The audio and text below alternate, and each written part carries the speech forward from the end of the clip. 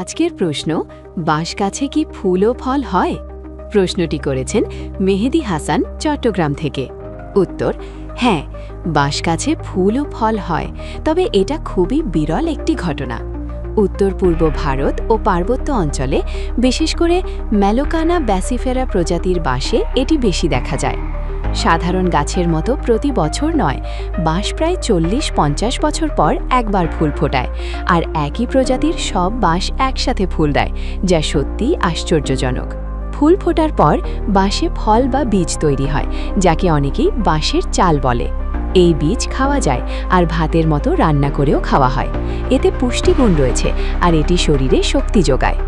তবে এর একটি নেতিবাচক দিকও আছে।